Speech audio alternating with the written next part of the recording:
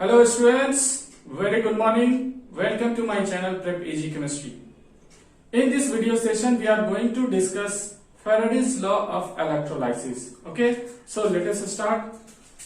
जैसा कि तुम लोगों ने पिछले वीडियो सेशन में सीखा था कि Faraday's law of electrolysis और इसमें हम लोगों ने फर्स्ट लॉ डिस्क्राइब किया था. फर्स्ट लॉ पिछले वीडियो सेशन में हम लोगों ने डिस्क्राइब किया था और यहां पे क्या था, the amount of the substance deposited or the amount of the gas liberated at the given electrode is directly proportional to the amount of charge which is supplied for a given time. तो यहां से हम लोगों ने ये relation देखा था first law के लिए और इसके बाद रिलेशन आया था I T इंटू जेड और यहां से I क्या था, current, time and Z the electrochemical equivalent. Electrochemical equivalent. और इस तरह से हम लोगों ने ये रिलेशन देखा था. Z का वैल्यू कुछ E अपॉन 96500 के इक्वल होता है. एक्चुअली E क्या होता है, तो ये इक्विवेलेंट वेट होता है दी मेटल. ओके, तो यहां से हम लोग देखते हैं next the second law of electrolysis.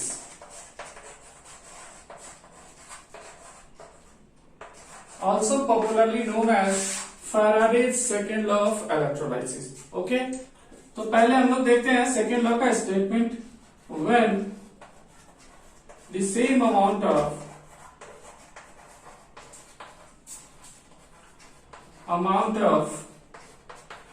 charge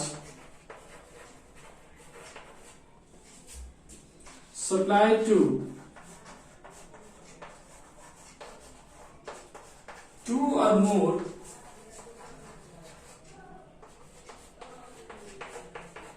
electrolytic cell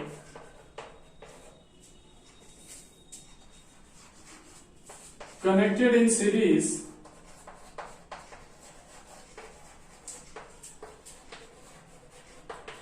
then the amount of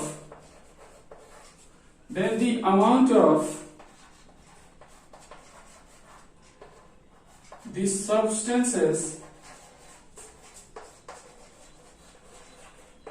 deposited at the respective electrodes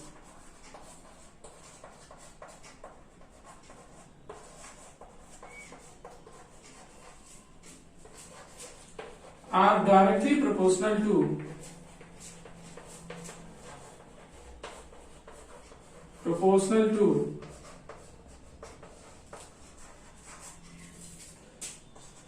their chemical equivalent mass.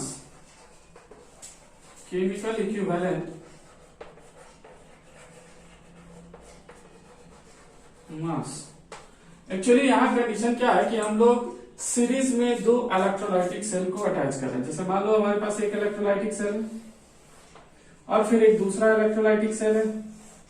इन दोनों में क्या है कि दो डिफरेंट सॉल्यूशंस, जैसे मान लो यहाँ पे कॉपर सल्फेट है, यहाँ पे जिंक सल्फेट है. तो अब ये इलेक्ट्रोलाइटिक सेल जो है ये आपस में क्या है, सीरीज कनेक्शन में अटैच्ड है. तो जब ये सीरीज में अटैच्ड होंगे तो देखो सीरीज का क्या कंडीशन है कि जब हम लोग करंट सप्लाई देते हैं, जब resistors are in series and we supply the current, the currents flow through the resistors are same. यानी जब हम लोग दो या दो से ज्यादा रेसिस्टर्स को सीरीज में अटैच करते हैं तो उनके थ्रू क्या होता है, करंट जो फ्लो करता है वो सेम करता है. तो यहां भी अगर हम लोग इन दोनों इलेक्ट्रोलाइटिक सेल को क्या करें, सीरीज में अटैच करें, ये सब के सब ये दोनों सीरीज में अगर अटैच हैं तो फिर क्या होगा कि इनसे जो करंट पास करेगा, इनसे जो चार्ज पास करेगा, एक गिवन इंटरवल ऑफ टाइम के लिए वो सेम होगा। तो यहाँ सीरीज में अटैच करने का मेन मोटो यही था कि दोनों से सेम करंट फ्लो करे। ठीक है, अब हम लोग यहाँ कंसिडर कर रहे हैं कि मान लो कि हमारा जो पहला इलेक्ट्रोलाइटिक सेल है और जो दूसरा है, तो पहले वाले में WA अमाउंट डिपोजिट हो रहा है और दूसरे वाले में WB हो रहा है। अब हम लोग कंसिडर कर रहे हैं कि इक्विवेलेंट मास जो यहाँ पे सब्सटेंस का डिपोजिट हो रहा है वो हम लोग मान ले रहे हैं कि ये क्या है, ये है, और इनका इक्विवेलेंट मास जो है ये EB है। तो अब देखो according to the Faraday's second law के स्टेटमेंट के अकॉर्डिंग क्या आ जाएगा, WA जो डिपोजिट होगा वो डायरेक्टली प्रोपोर्शनल होगा equivalent mass of the A। ठीक, यहां से जो मास डिपोजिट होगा B का, WB वो प्रोपोर्शनल होगा किसके, इक्विवेलेंट वेट V के। अब यहां से जब हम लोग इन दोनों का रेशियो लेते हैं तो ये देखो क्या दे देता है, WA upon WB equals to EA upon EB। यानी कि यहाँ पे जो इनके मासेस डिपॉजिट हो रहे हैं वो उनके जो इक्विवेलेंट रेशियोज हैं वो डिपॉजिट मासेस के रेशियो के इक्वल हैं। तो इस तरह से यहाँ पे सब कंडीशन में ये अप्लाई होगा, हर एक कंडीशन में ये अप्लाई होगा कि जो अमाउंट जो है डिपॉजिट हो रहा है वो उस पर्टिकुलर सब्सटेंस के इक्विवेलेंट मास के डायरेक्टली प्रोपोर्शनल होगा। ठीक है, provided the current supply is equal for a given time. तो यहाँ पे देखो टाइम सेम होना चाहिए, करंट सप्लाई भी सेम होना चाहिए, यानी अमाउंट ऑफ चार्ज जो आप दे रहे हो वो सेम होना चाहिए। जब ये सेम होगा तो फिर क्या होगा, यहाँ पे जो इनका मास डिपॉजिट होगा वो डायरेक्टली प्रोपोर्शनल होगा उनके इक्विवेलेंट मासेस के। तो ये दो जो रिलेशन थे ये बहुत ही इंपॉर्टेंट रिलेशन है और इससे बहुत सारे क्वेश्चंस पूछे जाते हैं। ठीक है, तो चलिए इनको नोट कीजिए, तो फिर हम लोग इन पे क्वेश्चंस देखते हैं। चलिए, तो हम लोगों ने देखा कि फैराडेज फर्स्ट लॉ जो है इससे हमारा क्या इक्वेशन आ रहा था, the mass, that means the amount of the substance deposited at the electrode is equals to its electrochemical equivalent into I into T, that is the amount of current and the time required. Okay, from the second law we have the mass deposited at a given electrode is directly proportional to its chemical equivalent or equivalent mass, and when the two or more electrolytic cells are connected then the ratio of their masses upon equivalent masses upon equivalent masses upon equivalent masses are equal. तो इस तरह से ये relation आ जाता है। ठीक है, second law से। अब यहाँ पे जो मोस्ट इंपॉर्टेंट चीज है वो आपको ध्यान रखना है, जेड का वैल्यू। जेड क्या होगा, तो यहाँ पे equivalent weight upon the amount of charge 96500 coulomb, ये आप याद रखेंगे। अब आपसे क्वेश्चन आसानी से बनेगा। तो देखिए पहला क्वेश्चन देखते हैं हम लोग। Question first, calculate the mass of aluminium deposited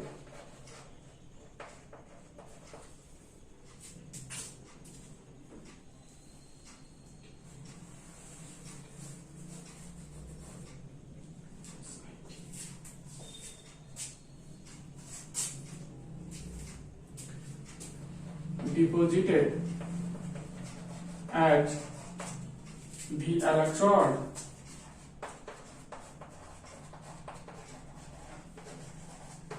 by passing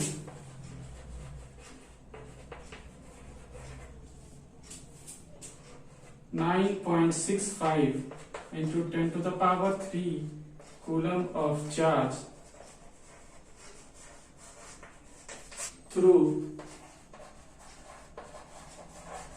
molten AlCl3। तो ये हमारा क्वेश्चन हुआ। ध्यान से पढ़ो। क्वेश्चन में क्या कर रहा है कि हमें एल्यूमिनियम का मास फाइंड करना है जब हम लोग इतने अमाउंट ऑफ चार्ज को पास करेंगे मोल्टेन एल्यूमिनियम क्लोराइड के सॉल्यूशन से। ठीक है, चलो देखो इसका सॉल्यूशन देखो। यहाँ पे देखो क्या है, हमारे पास जो सॉल्यूशन है इलेक्ट्रोलाइटिक सॉल्यूशन, इसमें इलेक्ट्रोड्स है। सॉल्यूशन में क्या है, AlCl3 इन मोल्टेन स्टेट। तो जब AlCl3 होगा मोल्टेन स्टेट में, तो ये किस फॉर्म में होगा, ये Al+3 के फॉर्म में होगा और 3Cl- के फॉर्म में होगा। ठीक है, अब देखो ये जो है ये क्या करेगा, ये इलेक्ट्रॉन गेन करेगा। अब देखो ये इलेक्ट्रॉन गेन करके क्या होगा, एल्यूमिनियम में कन्वर्ट होगा। अब थोड़ा यहाँ ध्यान से देखो इस इक्वेशन को। इस इक्वेशन को हम लोग ध्यान से देखो तो देखो यहाँ 3 मोल ऑफ इलेक्ट्रॉन जो है ये एल्यूमिनियम गेन कर रहा है। तो कितना, अगर ये 1 मोल है तो फिर ये कितना होगा, 3 मोल है। और जब ये 3 मोल है तो ये कितना डिपोजिट हो रहा है, 1 मोल। अब थोड़ा रिलेशन फाइंड करो। The amount of substance 1 mole of any substance is equals to what. अगर ये एटम है तो इसका एटॉमिक वेट होगा ग्राम में। अगर ये मॉलिक्यूल होता तो मॉलिक्यूलर वेट होता ग्राम में। अगर ये गैस होता और एसटीपी होता, एनटीपी होता, तो फिर क्या होता, इसका वॉल्यूम होता 22.4 लीटर। ठीक है, तो 1 मोल के अकॉर्डिंग हम लोग देखेंगे। तो देखो इसका 3 मोल है और इसका 1 मोल है, तो हम लोग देखें यहाँ पे 3 mole of electron equivalent to, अब याद करो क्या था, 1 मोल इलेक्ट्रॉन पे जो चार्ज होता है वो कितना होता है, 1 फैराडेज। तो 3 मोल पे क्या हो जाएगा, 3 फैराडेज। अब देखो 1 मोल ऑफ एल्यूमिनियम का मास कितना, 27 ग्राम। ठीक है, अब रिलेशन फाइंड करो। तो देखो यहाँ पे क्या रहा है, 3 Faraday's that is 3 into 96500 coulomb of charge. यानी इतने चार्ज से कितना मास एल्यूमिनियम का डिपॉजिट हो रहा है, तो देखो तो 127 gram. Okay, that means the 3 into 96500 coulomb of charge deposited 27 gram of aluminium. अब क्वेश्चन में आ जाओ। So this amount 9.65 into 10 to the power 3 coulomb of charge deposit कितना करेगा। तो अब यहां से क्या हो जाएगा, तो ये हो जाएगा 27/3 into 96500 into 9.65 into 10 to the power 3। अब इस इक्वेशन को सॉल्व कर दो तो तुम्हारा आंसर आ जाएगा। तो देखो यहां से 96500 और यहां से क्या हो जाएगा, इसको और इसको कैंसिल करोगे तो ये 10 टाइम्स होगा, और इनको इनसे कैंसिल करोगे तो ये 9, यानी ये क्या गया 9/10 ग्राम, दैट इज 0.9 ग्राम। तो ये तुम्हारा आंसर हो गया। एक्चुअल में यहाँ पे जो अमाउंट हम लोग कैलकुलेट कर रहे हैं तो इस फॉर्मूले का यूज ही नहीं कर रहे हैं, यहाँ पे एक्चुअली टाइम भी गिवन नहीं है। ठीक है, तो हम लोग डायरेक्टली यूनिटरी मेथड से क्या करेंगे, इसको सॉल्व कर लेंगे कि अगर ये 1 मोल है तो ये भी 1 मोल है। अब इसको 3 मोल ऑफ इलेक्ट्रॉन रिक्वायर्ड है तो ये 1 मोल दे रहा है, तो 3 मोल पे चार्ज कितना, तो 3 इंटू 96500, क्योंकि 1 मोल पे कितना चार्ज होता है। तो ये चीज हम लोग डिस्कस कर चुके हैं कि 1 mole of the electron have 96500 coulomb of charge. तो इस तरह से ये हम लोग आसानी से इसको क्या कर देंगे, सॉल्व कर देंगे। ठीक है, चलो इनको नोट करो, फिर हम लोग आगे डिस्कशन करते हैं। चलिए तो हम लोग एक क्वेश्चन देखते हैं। और यहाँ पे कह रहा है कि इलेक्ट्रोलाइसिस हो रहा है डाइल्यूट NaCl का। देखो यहाँ ध्यान से कि हम लोग जब डाइल्यूट NaCl ले रहे हैं तो यहाँ पे सोडियम और क्लोरीन नहीं मिल रहा है, क्या मिल रहा है, हाइड्रोजन गैस। ये हम लोग जब क्वालिटेटिव एनालिसिस करेंगे तो वहां सीखेंगे कि एक्चुअली जब हम लोग NaCl को H2O के साथ मिक्स करते हैं, यानी एक्वस सोल्यूशन इसका लेते हैं डाइल्यूट सोल्यूशन, तो यहाँ पे Na+ होता है, Cl- होता है, H+ होता है और OH- होता है। ठीक है, और फिर हम लोग देखते हैं कि इनका ऑक्सीडेशन रिडक्शन होता है, ना कि सोडियम और क्लोराइड का। ठीक है, तो ये क्या होता है, ये कैथोड पे जाता है और हाइड्रोजन गैस में कन्वर्ट हो जाता है, ये एनोड पे जाता है और ऑक्सीजन गैस प्रोड्यूस करता है। तो हम लोग जब क्वालिटेटिव एनालिसिस सीखेंगे तो इसके बारे में डिस्कस करेंगे, ठीक है। चलो यहाँ देखते हैं हम लोग, तो यहाँ पे क्या हो रहा है कि डाइल्यूट NaCl का हम लोग क्या कर रहे हैं, इलेक्ट्रोलाइसिस करा रहे हैं, और फिर क्या हो रहा है, इलेक्ट्रोलाइसिस में जब हम लोग करंट पास कर रहे हैं 10 मिली एम्पियर, ओके। तो इस करंट से कह रहा है कि जो कैथोड पे अमाउंट डिपॉजिट हो रहा है H2 गैस का वो 0.01 मोल है। तो फिर हमें क्या करना है, टाइम फाइंड करना है कि किस टाइम में ये अमाउंट जो है लिबरेट होगा, ये इवॉल्व होगा, ठीक है। चलो देखो, तो यहाँ पे क्या हो रहा है, हाइड्रोजन आयन ये इलेक्ट्रॉन गेन करेगा और किसमें कन्वर्ट होगा, H2 में, ठीक है। बैलेंस कर लो 2 2, ओके। अब यहां ध्यान से देखो, 2 फैराडेज ऑफ चार्ज जो है 2 मोल इलेक्ट्रॉन की अगर हम लोग बात कर रहे हैं, 2 मोल ऑफ इलेक्ट्रॉन, तो चार्ज कितना हो गया, 2 फैराडेज नेट चार्ज। 2 फैराडेज पे हाइड्रोजन कितना है, 1 मोल है, ओके। तो अब यहां से देखें हम लोग कि हमारे पास अमाउंट कितना आ रहा है, 0.01 मोल। तो हम लोग क्या करें, इसको लिबरेट करने के लिए रिक्वायर्ड चार्ज Q की वैल्यू फाइंड कर ले। तो देखो यहां से क्या हो रहा है, for evolution of 1 mole of hydrogen gas, 2 Faraday's of charge required,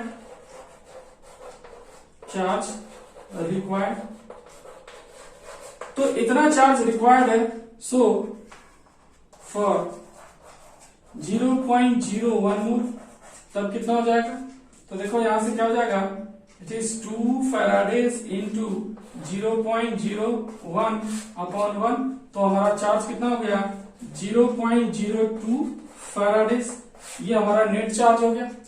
अब देखो रिलेशन क्या होता है, तो नेक्स्ट रिलेशन हम लोग जानते हैं कि चार्ज Q इक्वल्स टू क्या होता है, I इंटू टी। यहां ध्यान देना है, I क्या होगा, एम्पियर में होगा, और टाइम जो होगा वो सेकेंड में होगा। तो अब हम लोग इस रिलेशन में देख ले, तो हमारे पास चार्ज ये है और करंट ये है, सॉरी यहाँ 10 मिली एम्पियर। तो हमारे पास करंट ये है और चार्ज जो है ये है। तो हमें इस रिलेशन से क्या करना है, टाइम को फाइंड कर लेना है। तो टाइम के लिए क्या जाएगा, T equals to Q upon I। अब Q की वैल्यू देखो क्या है, 0.02 फैराडेज, 0.02 फैराडेज अपॉन I का value 10 milli ampere, 10 into 10 to the power -3 ampere. तो ये हमें क्या दे देगा, टाइम इन सेकेंड। इसको सॉल्व कर लीजिए, फैराडेज का वैल्यू कितना लोगे, 96500 कूलम, ठीक है। तो वैल्यू रखो, क्या हो जाएगा, 0.02 into 96500 upon 10 into 10 to the power -3। अब इसको आप क्या कर लो, सॉल्व कर लो, तो आपका आंसर हो जाएगा। तो पे ये देगा टाइम इक्वल्स टू, तो सोल्व करोगे तो ये देगा 193000 सेकेंड। अब इसको आप चाहो तो आवर में या मिनट में चेंज कर सकते हो, ठीक है। अगर इसको आवर में चेंज करना है, टाइम इन आवर, तो आप क्या करो, इसमें डिवाइड कर दो, 19300 0.3600, तो ये आवर में आ जाएगा। या फिर अगर आपको मिनट में चेंज करना है तो 60 से डिवाइड कर दो, तो आसानी से आपको टाइम मिल जाएगा, ठीक है। तो ये बहुत ही इंपॉर्टेंट क्वेश्चन है। चलो अब इसको नोट कर लो, तो हम लोग नेक्स्ट क्वेश्चन डिस्कस करते हैं। चलिए तो देखते हैं हम लोग, हमारे पास एक क्वेश्चन है, ठीक है। 5 litre of 1 molar AgNO3 solution and 2 litre of 1 molar NaCl solution, यानी कि 2 सॉल्यूशन है, ठीक है। तो हमारे पास 2 सॉल्यूशन है, हम लोग इसका सोल्व करते हैं। तो देखो हमारे पास पहला क्या है, AgNO3 सॉल्यूशन है, और दूसरा क्या है, NaCl सॉल्यूशन है। अब यहां भी वाटर होगा और यहां भी वाटर होगा। अब कंडीशन क्या है कि यहां पे आयन Ag प्लस होगा, NO3 माइनस होगा, H प्लस होगा एंड OH माइनस होगा। यहां भी सेम कंडीशन है, Na प्लस होगा, Cl माइनस होगा, H प्लस होगा एंड OH माइनस होगा। ठीक है, तो हम लोग बात करते हैं रिडक्शन की। तो देखो यहाँ पे रिडक्शन कैटायंस का होगा, यहाँ भी कैटायंस का होगा। कैटायंस में यहाँ सिल्वर का होगा और यहाँ पे क्या होगा, हाइड्रोजन आयन का होगा। ठीक है, ये चीज हमें क्वालिटेटिव एनालिसिस से मिलेगा। जिसका रिडक्शन पोटेंशियल वैल्यू हाई होता है वो बहुत आसानी से रिड्यूस होता है, और जिसका रिडक्शन पोटेंशियल वैल्यू लो होता है वो क्या होता है, वो आसानी से रिड्यूस नहीं होता है। तो देखो इन दोनों में सिल्वर का रिडक्शन पोटेंशियल वैल्यू हाई है, हाइड्रोजन का कम है, तो ये रिड्यूस नहीं होगा, ये रिड्यूस होगा। इन दोनों में कंपेयर करोगे तो इसका रिडक्शन पोटेंशियल वैल्यू हाई है और इनका लो है, इसलिए क्या होगा, यहाँ पे हाइड्रोजन आयन रिड्यूस होगा। ठीक है, तो देखें सिल्वर आयन जो है ये इलेक्ट्रॉन गेन करके सिल्वर मेटल में कन्वर्ट हो रहा है। अब यहाँ ध्यान से देखो, इस पे चार्ज कितना, तो अगर हम लोग इसको 1 मोल लेंगे तो ये भी क्या होगा, 1 मोल होगा।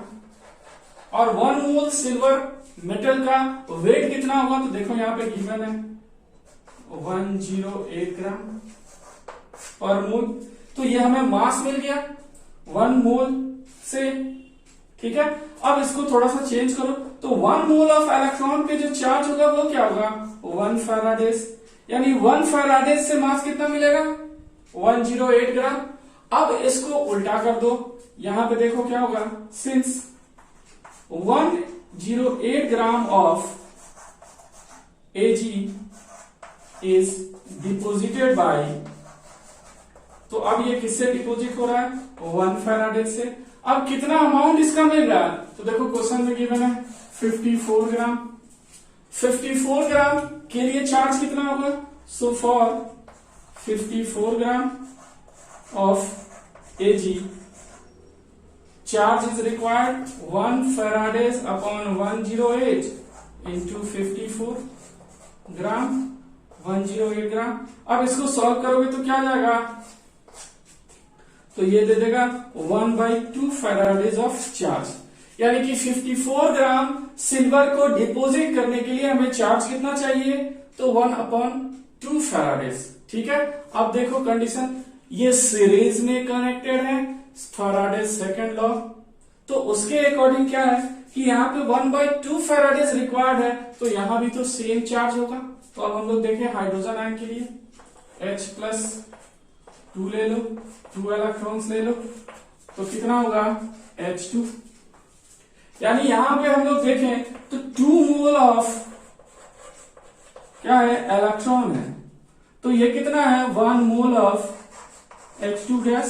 ध्यान से देखो, that is 2 Faraday's of charge required for 1 mole of H2। अब थोड़ा सा कंपैरिजन करो, थोड़ा सा इसको चेंज करो, तो चेंज किसमें, तो देखो एसटीपी पे। एसटीपी पे 1 मोल किसी भी गैस का वॉल्यूम कितना होता है, 22.4 लीटर। यानी कि इस 1 मोल की जगह पे हम लोग क्या ले सकते हैं, 22.4 लीटर ऑफ H2 गैस। अब यहां से देखो 2 Faraday's of charge liberate how much, 22.4 litre of H2 gas. अब यहां से देखो क्वेश्चन में हमारा कितना आया है, तो यहां पे आया है 1/2 फैराडेज। तो 1/2 फैराडेज ऑफ चार्ज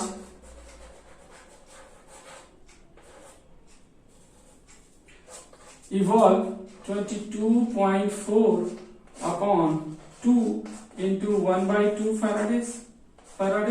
अब देखो यहाँ फैराडेज से फैराडेज कैंसिल हो गया, और 2 से ये कैंसिल करोगे तो 11.2 होगा, फिर 2 से करोगे तो क्या हो जाएगा 5.6, तो वॉल्यूम कितना आ गया 5.6 litre volume of H2 gas. तो ये मिल गया।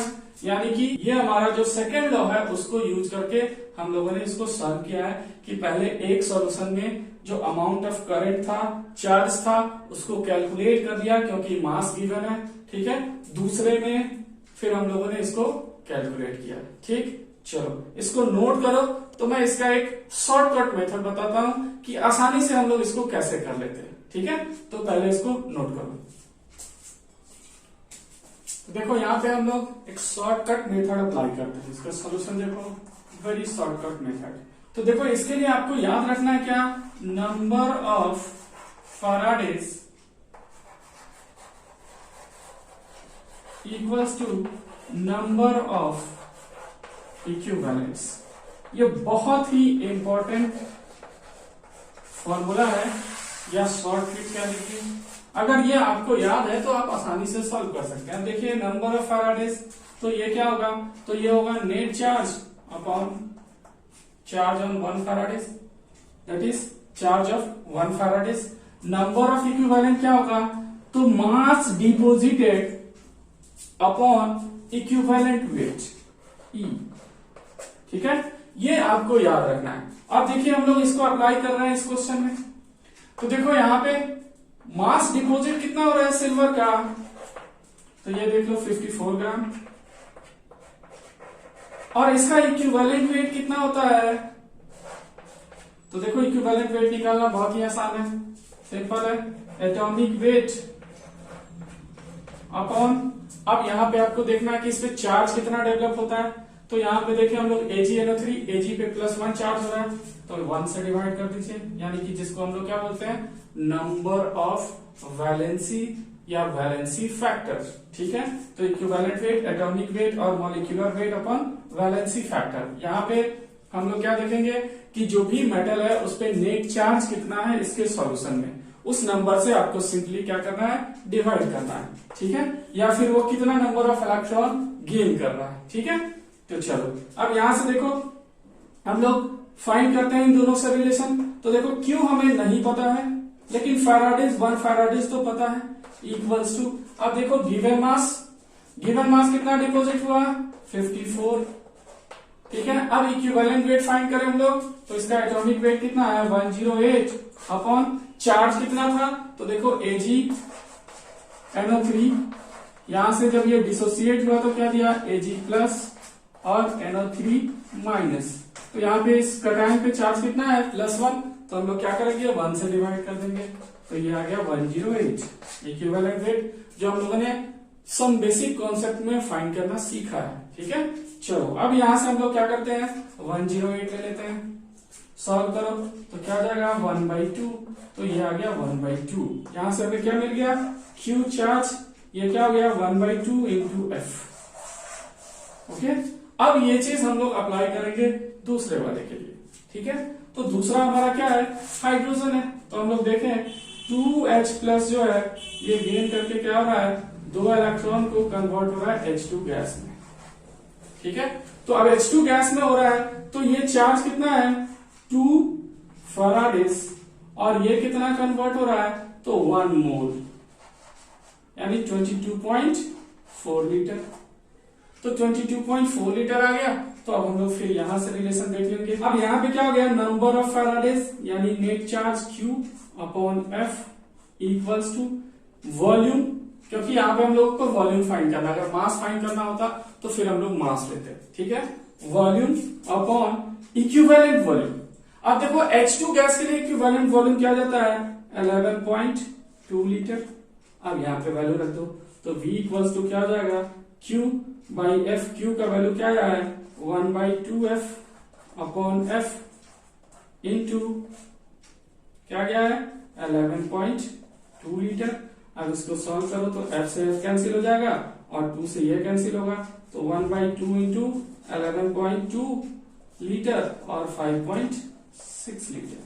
तो इस तरह से हम लोग आसानी से क्या कर सकते हैं, इस फॉर्मेट में भी ऐसे भी हम लोग इनको आसानी से सॉल्व कर सकते हैं। बस आपको इक्विवेलेंट वेट फाइंड करना जो सिखाया गया है उसको एक बार क्या करना है, अच्छे से रिवाइज करना। जब आप इसको अच्छे से रिवाइज कर लेंगे तो फिर आसानी से इसको सॉल्व कर पाएंगे। ठीक है, चलिए अब इसको नोट कर लीजिए, तो हम लोग अगला टॉपिक डिस्कस करते हैं। तो अब हम लोग नेक्स्ट टॉपिक देखते हैं, इलेक्ट्रोकेमिकल सीरीज। देखो इलेक्ट्रोकेमिकल सीरीज जो है सिर्फ अरेंजमेंट है, आइदर डिक्रीजिंग और increasing order of their reduction potential value. इसी के अकॉर्डिंगली क्या किया गया है, इनको अरेंज किया गया है। ओके, यहाँ पे स्पेसिफिसिटी है, हम लोग सिर्फ और सिर्फ क्या करेंगे, रिडक्शन पोटेंशियल को फोकस करेंगे। आपको बहुत ज्यादा कंफ्यूजन नहीं होगा, नहीं तो ऑक्सीडेशन रिडक्शन, ऑक्सीडेशन रिडक्शन, तो रिडक्शन पोटेंशियल वैल्यू को हम लोग क्या करेंगे, इसको फोकस करेंगे और इसी के बेसिस पे क्या करेंगे, हम लोग ये अरेंजमेंट देखेंगे कि कैसे होता है। देखो रिडक्शन पोटेंशियल वैल्यू जैसे हम लोगों ने डिस्कस किया था स्टैंडर्ड रिडक्शन पोटेंशियल, और इसमें हम लोगों ने रेफरेंस माना था किसको, हाइड्रोजन इलेक्ट्रोड को। और तब हम लोगों ने देखा था कि हाइड्रोजन इलेक्ट्रोड से जिसका भी रिडक्शन पोटेंशियल वैल्यू हाई है उनको हम लोग यूज कर रहे थे गैल्वेनिक सेल में एज कैथोड। तो यहां कंडीशन क्या हो गया कि जिसका रिडक्शन पोटेंशियल वैल्यू हाई है वो इजिली रिड्यूस होगा, और जिसका रिडक्शन पोटेंशियल वैल्यू लो है वो क्या करेगा, वो इलेक्ट्रॉन को गेन नहीं करेगा, यानी उसकी टेंडेंसी रिड्यूस होने की क्या होगी, कम होगी। इसी कंपैरेटिव एनालिसिस के बेसिस पे क्या किया गया, इसको अरेंज किया गया, जिसको हम लोग बोलते हैं क्या, इलेक्ट्रोकेमिकल सीरीज। इस सीरीज से हमें देखो बहुत सारे बेनिफिट्स हैं। जैसे मान लो कि हम लोग कुछ रिएक्शंस करा रहे हैं, तो रिएक्शंस करा रहे हैं तो हम लोग क्या देखते हैं कि एक मेटल जो है दूसरे मेटल को उसके सॉल्ट के सॉल्यूशन से डिस्प्लेस कर देता है, जिसको तुम लोग पहले भी सीखे होगे डिस्प्लेसमेंट रिएक्शन में कि वहां पे ऐसा क्यों होता है। तो वहां पे हम लोग देखते हैं reactivity of the metal, actually more over reactivity of the metal जो है वो इलेक्ट्रोकेमिकल सीरीज पे ही डिपेंड करता है। जिनका भी रिडक्शन पोटेंशियल वैल्यू लो होता है, वेरी लो होता है, वो पावरफुल रिड्यूसिंग एजेंट होते हैं, यानी वो क्या करते हैं, दूसरे को आसानी से रिड्यूस कर देते हैं। उनको इलेक्ट्रॉन देने की टेंडेंसी ज्यादा होती है, इलेक्ट्रॉन लेने की टेंडेंसी बहुत कम होती है। अब आ जाओ रिडक्शन पोटेंशियल, जिनका रिडक्शन पोटेंशियल वैल्यू हाई होता है उनको इलेक्ट्रॉन को गेन करने की, खुद को रिड्यूस करने की टेंडेंसी ज्यादा होती है। तो ये क्या होते हैं, ये गुड ऑक्सीडाइजिंग एजेंट होते हैं, ये पावरफुल ऑक्सीडाइजिंग एजेंट होते हैं, यानी ये क्या करेंगे, तुरंत इलेक्ट्रॉन को गेन कर लेंगे और दूसरे को ऑक्सीडाइज कर देंगे, खुद को रिड्यूस कर लेंगे। लेकिन वहीं जब हम लोग वैसे एलिमेंट्स को देखेंगे जिनका रिडक्शन पोटेंशियल वैल्यू लो होगा, उनको ऑक्सीडाइज होने की टेंडेंसी ज्यादा है, उनको रिड्यूस होने की टेंडेंसी क्या है, कम है। तो इसी के बेसिस पे क्या किया गया, इलेक्ट्रोकेमिकल सीरीज बनाया गया। तो ये एक्चुअली क्या है, तो ये अरेंजमेंट है, arrangement of elements on the basis of either increasing or decreasing order of standard reduction potential value, यानी स्टैंडर्ड रिडक्शन पोटेंशियल वैल्यू के अकॉर्डिंग हम लोग क्या करेंगे, इनको इंक्रीजिंग या डिक्रीजिंग ऑर्डर में अरेंज करेंगे।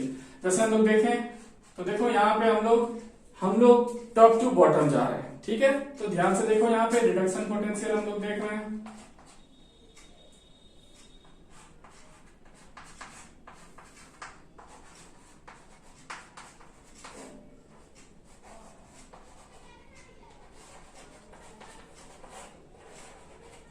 तो यहां देख सकते हो lithium, potassium, barium, calcium, sodium, magnesium, aluminium,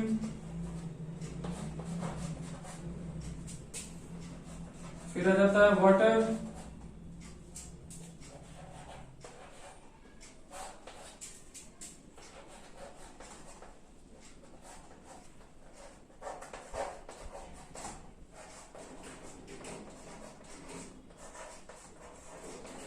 तो यहां हम लोग देख सकते हैं कि ये जितने भी एलिमेंट्स हैं ये क्या हैं, तो इनका जो रिडक्शन पोटेंशियल वैल्यू है, देखो टॉप टू बॉटम हम लोग जा रहे हैं, रिडक्शन पोटेंशियल वैल्यू जो है वो बढ़ता जा रहा है, रिडक्शन पोटेंशियल वैल्यू जो है बढ़ता जा रहा है। तो यहां देखो लिथियम के लिए जो रिडक्शन पोटेंशियल वैल्यू होता है ये क्या होता है, ये लोएस्ट होता है। और देखो यहाँ पे हमारे पास क्या है, फ्लोरीन है। इसका जो रिडक्शन पोटेंशियल वैल्यू होता है, यहाँ हम लोग स्टैंडर्ड रिडक्शन पोटेंशियल वैल्यू की बात कर रहे हैं, ये क्या होता है, हाईएस्ट होता है। यानी कि इसके बेसिस पे यहाँ पे हम लोग जो अरेंजमेंट कर रहे हैं, तो देखो अब इनका रिडक्शन पोटेंशियल वैल्यू लोएस्ट है। तो अब इन किसी भी मेटल्स के साथ अगर हम लोग इसको क्या करें, इसके आयन को रखें, तो इसके इलेक्ट्रॉन को लेने की टेंडेंसी क्या होगी, वो लेस होगी। ये सब के सब इसके रिस्पेक्ट में आसानी से इलेक्ट्रॉन को गेन करेंगे, ये सब के सब, ठीक है। फिर याद करो ये हमारा क्या था, रेफरेंस इलेक्ट्रोड था, और इसी के बेसिस पे हम लोगों ने क्या किया था, ये रेफरेंस देखा था कि इसका जो इलेक्ट्रोड पोटेंशियल वैल्यू है वो 0 है। तो इन सब का पॉजिटिव, और ये जो एलिमेंट्स हैं इन सब का क्या है, निगेटिव इलेक्ट्रोड पोटेंशियल है, ठीक है। तो ये सारे जो है ये पावरफुल रिड्यूसिंग एजेंट हैं, और हाइड्रोजन के नीचे जितने भी एलिमेंट्स हैं ये पावरफुल क्या है, ऑक्सीडाइजिंग एजेंट है। और इसमें स्ट्रॉन्गेस्ट ऑक्सीडाइजिंग एजेंट फ्लोरीन है, और स्ट्रॉन्गेस्ट रिड्यूसिंग एजेंट क्या है, लिथियम है। जैसे हम लोग कंपेयर करें, तुम अगर देखोगे तो डायग्राम में मैंने क्या किया है, एक डायग्राम यहाँ पे दिया है जिसमें क्या है कि इलेक्ट्रोड पोटेंशियल्स के वैल्यू लिखे हुए हैं करस्पॉन्डिंगली, तो आपको कंपेयर करने में आसानी होगी। आपको वैल्यू याद रखने की जरूरत नहीं है, आपको सिर्फ क्या करना है, ये सीरीज आपको ध्यान रखना है कि किनका रिडक्शन पोटेंशियल हाई होगा। जैसे यहाँ पे हम लोग बात करें तो फ्लोरीन का सबसे ज्यादा, फिर डिक्रीजिंग ऑर्डर में जा रहा है। तो अगर हम लोग फ्लोरीन से ऊपर जा रहे हैं तो डिक्रीजिंग ऑर्डर है, लिथियम से नीचे जा रहे हैं तो क्या है, ये आपको इंक्रीजिंग ऑर्डर है रिडक्शन पोटेंशियल का। तो ये वैरी करता है, बुक में हो सकता है कि लिथियम नीचे हो और फ्लोरीन टॉप पे हो, या फिर हो सकता है कि कुछ बुक में फ्लोरीन जो है सबसे नीचे हो और लिथियम जो है टॉप पे हो। इससे कोई मतलब नहीं है। आपको क्या देखना है कि यहाँ पे रिडक्शन पोटेंशियल वैल्यू जो है, रिडक्शन पोटेंशियल वैल्यू इंक्रीज हो रहा है, इंक्रीजेस। जैसे जैसे आप नीचे जा रहे हैं ये क्या हो रहा है, ये इंक्रीज करता जा रहा है। तो ये चीज आपको ध्यान देना है। ऑक्सीडेशन पोटेंशियल वैल्यू अगर हम लोग यहां से देखें तो अब इनका ऑक्सीडेशन पोटेंशियल वैल्यू इंक्रीज कर रहा है, इनका ऑक्सीडेशन पोटेंशियल इंक्रीज कर रहा है, इनका ऑक्सीडेशन पोटेंशियल वैल्यू इंक्रीज कर रहा है। तो देखिए अगर हम लोग ऐसे देखेंगे तो ऑक्सीडेशन पोटेंशियल वैल्यू इंक्रीज हो रहा है, ऑक्सीडेशन पोटेंशियल वैल्यू इंक्रीज हो रहा है, ऑक्सीडेशन पोटेंशियल वैल्यू इंक्रीज हो रहा है, ठीक है।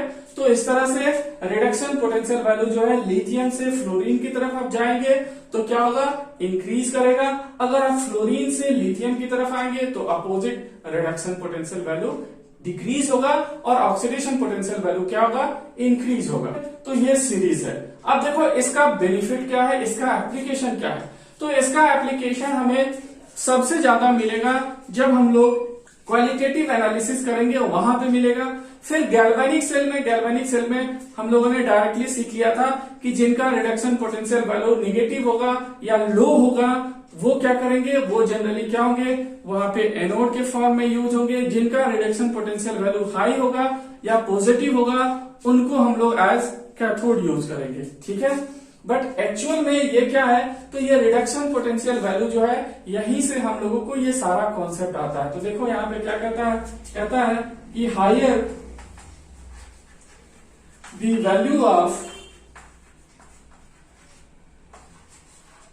रिडक्शन पोटेंशियल, अगर standard reduction potential, then higher will be tendency to gain electron, so stronger will be the nature of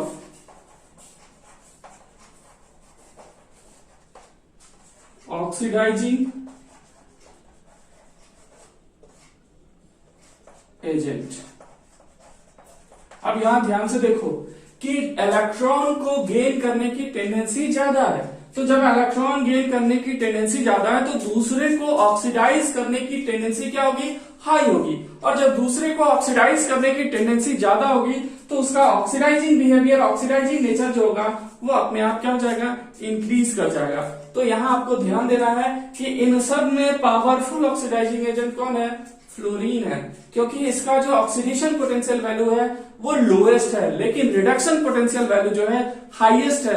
अगर ये कोई भी एलिमेंट अवेलेबल होगा तो उनसे पहले फ्लोरीन क्या करेगा, आसानी से इलेक्ट्रॉन को गेन कर लेगा और खुद को रिड्यूस कर लेगा। तो जब ये खुद को रिड्यूस करेगा तो दूसरा क्या हो जाएगा, कंसिक्वेंटली वो ऑक्सीडाइज हो जाएगा। ठीक है, ठीक अपोजिट कंडीशन होता है कि lower the value of standard reduction potential then lower will be tendency to gain the electron, so stronger will be the tendency to lose electron. तो अब यहां पे क्या हो जाएगा, इलेक्ट्रॉन को लूज करने की टेंडेंसी बढ़ जाएगी और तब वो क्या हो जाएगा, then it will be increases its reducing properties, its reducing nature, and so it is what, a strong reducing agent। और इस तरह से वो एलिमेंट जो है वो क्या हो जाएगा, स्ट्रॉन्ग रिड्यूसिंग एजेंट हो जाएगा। ठीक है, तो चलो पहले इसको नोट करो, फिर ये पॉइंट हम लोग देखते हैं। तो हम लोग नेक्स्ट देखते हैं, lower the value of reduction potential, standard reduction potential, higher will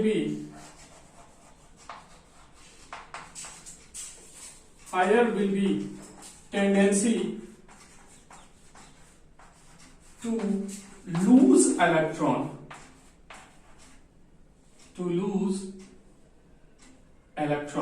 अब देखो यहां कंडीशन क्या है कि स्टैंडर्ड पोटेंशियल वैल्यू लो है, तो लो है तो इलेक्ट्रॉन लूज करने की टेंडेंसी हाई होगी, बट स्मॉलर विल बी